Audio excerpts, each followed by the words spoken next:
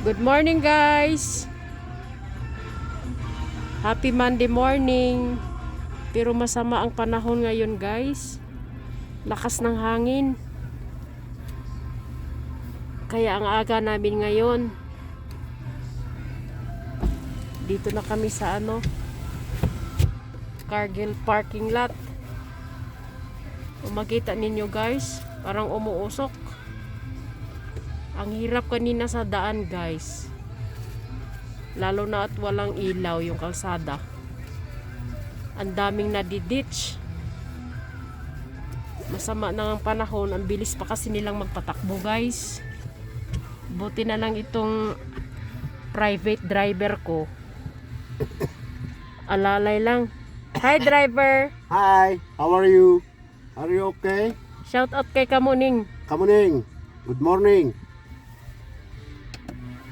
Ay oo nga pala guys. Nakausap namin kagabi si Kamuning. Nagulat pa ako. Kasi umakyat na ako sa taas para matulog. Maya-maya, itong asawa ko, umakyat. Tapos tawa ng tawa sa may hagdan. Akala ko kung sino nang kinakausap. Si Kamuning pala. Ay, Kamuning! Hindi ko akalain. Sinasagot niya yung tawag ni kuya niya sa messenger. Nakita kasi ng asawa ko naka-online. Trinay niyang tinawagan. Sumagot naman. Salamat Kamuning. Ingat ka lagi. Pagabait ka para marami pang mag-subscribe sa'yo.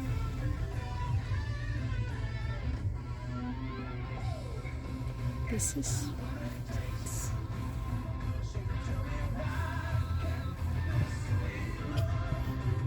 kukunti pa lang ang mga dumarating guys. Mahirap kasi mag-travel ngayon. Kaya umalis kami ng bahay 4:50. Kadalasan naming alis ng bahay 5:30. Pero inagahan ng asawa ko kasi yun nga, mahirap yung daan.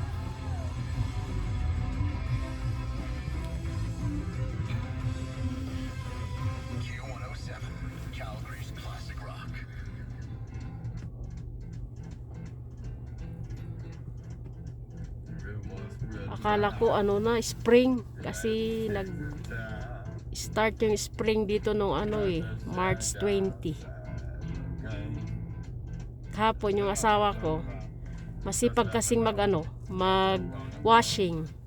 Yan kahapon. Ang kinis-kinis ng 3 sasakyan. Tapos bigla na naman nag-snow. Sayang na naman yung pinagbayad ng washing. No problem. No problem kasi hindi ka nagbabayad.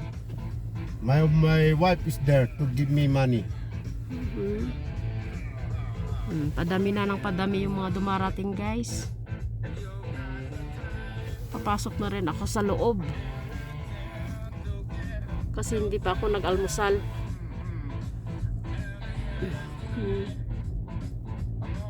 Sandali lang, lalabas ako ha. Makita ko sa inyo kung gaano kalakas yung hangin sa labas. Dito kasi ako sa loob ng sasakyan. Ang lakas talaga ng hangin guys. Ay. Ay. Wala pa yung parking guys. Wala pang masyadong tao. Napatpad yung sombrero ko guys.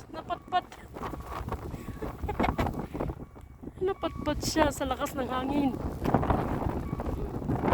Hapon itong sasakyan namin, makintab. Ngayon wala na. Pumangit na ulit.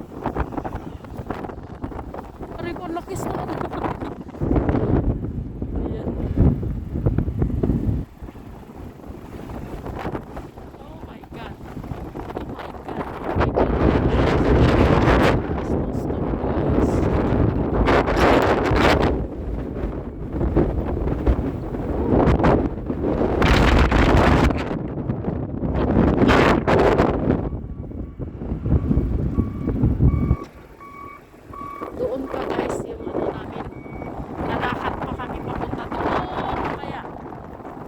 akong matangay sa hangin, guys.